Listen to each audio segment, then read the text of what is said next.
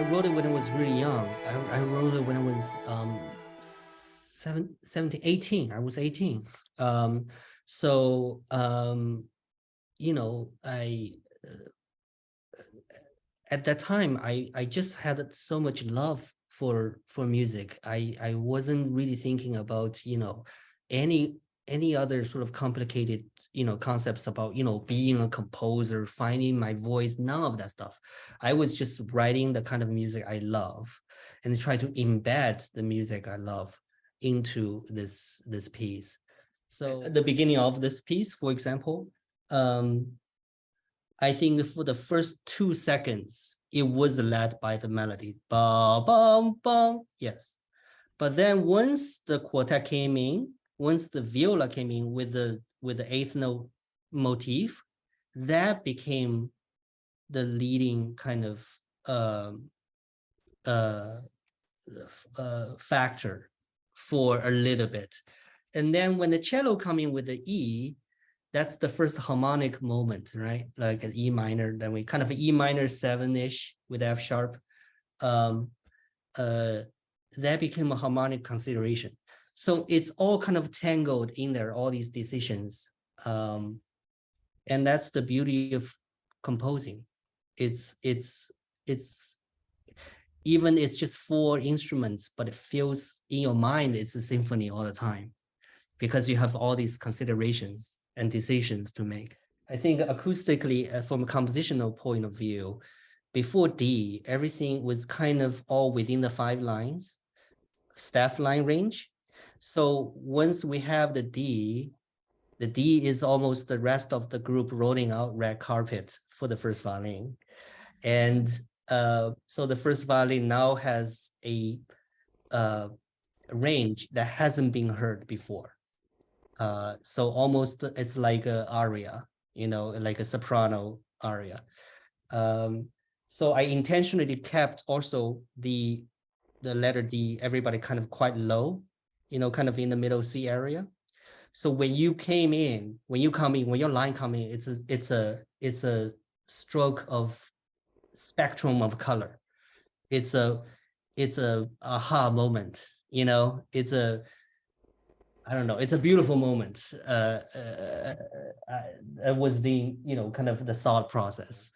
I think if you would think about the sound and you embrace each other when you play as an ensemble, will help bring out the togetherness, the direction of the shape of the piece a little bit more. Uh, the best quartets out there, literally during the concerts, you see them breathe together. Um, that's the kind of togetherness I think that would really help the music, you know. Um, especially for this movement, it's not a, you know, virtuosic piece. It's very, very difficult, but the key is to not sound difficult, is the most difficult thing, I guess. So at the end, the goal should be you're sounding effortless, singing these beautiful lines, and yet there was a lot of effort. So that's the goal. Uh, I composers ask me a lot, you know, how do you write for orchestra? Do you have to know every instrument to write orchestra? Do you actually be able to play every instrument to write for an orchestra? The answer is, of course, it's not. You know, I mean, in the history, maybe Hindemith is the only one who can actually play most of the instruments. The guy actually could play viola and the flute and tuba to a certain level, but he's as an exception. Most composers, you don't need to know how to play the instrument, but you need to know the spirit of the instrument. You don't know the sound of the instrument. Sometimes better than the players to write the music, you know, kind of fit that the nature of the instrument. But even within an orchestral instrument palette, not everything, unfortunately, is created equal. Strings are most population of any given orchestra. So orchestration wise, if we're talking about professional orchestration techniques, You master the strings, you master the orchestra. That's always been the case. So how do you master the strings? You master the string quartet. A lot of composers write on the piano. I do.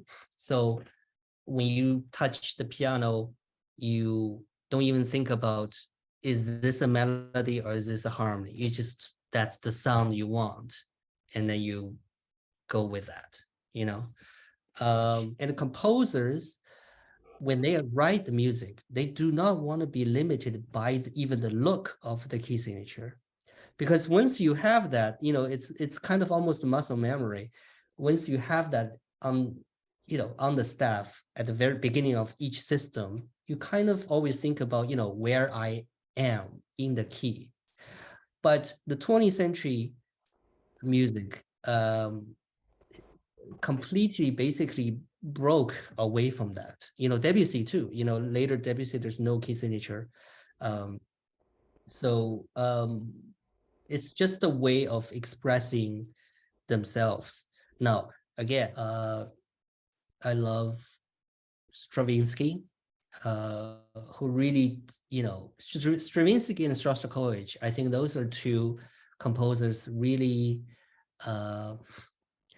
mastered notation, meaning, the most difficult, or let's say the most challenging part of being a composer is when you write music, you are alone, and you imagine all the sound in your head only, and you don't get to hear it. I mean, nowadays you get to hear the computer, but computer playback frankly sucks. You can't really go by that. If I'm writing a string quartet, I can't really trust the computer string quartet. If I do, the music will be very simple. So for months and months, you write on your own, and then you go to the first rehearsal. It's the first time you hear the music. It's the first time people play that piece. And inevitably, it's going to be something lost in translation, right? And between a great composer, let's, set aside the voice originality first, set aside that. Just technically try to minimize that lost in translation.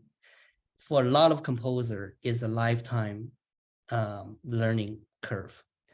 A lot of composers, after a long while, still go to the first rehearsal. They're shocked or they're surprised, like, this didn't sound like what I imagined. And they were like, okay, what do I do now? So the reason I mentioned this process is in the history, Shostakovich and Stravinsky, if you really learn from their notation, they did it. You know what I mean? They really taught you how to minimize that imagination to realization process. It's all in their music, actually. I think in general, things are moving forward, which is good. I think all the movements that are happening in the society, inevitably they push the classical music. I mean, classical music is, it does have baggages, and has a heavy history. But I think in the last 2 or 3 years, we've been seeing, amazing breakthroughs with women composers, composers of color. I was in San Francisco with the San Francisco Symphony last month, and they told me on average, basically every program has somebody, that's a living composer. That's unthinkable. It's just maybe 10 years ago, it's just not possible. I know the DSO, Detroit Symphony, does the same. And many orchestras are changing. I think, I think that's a great thing.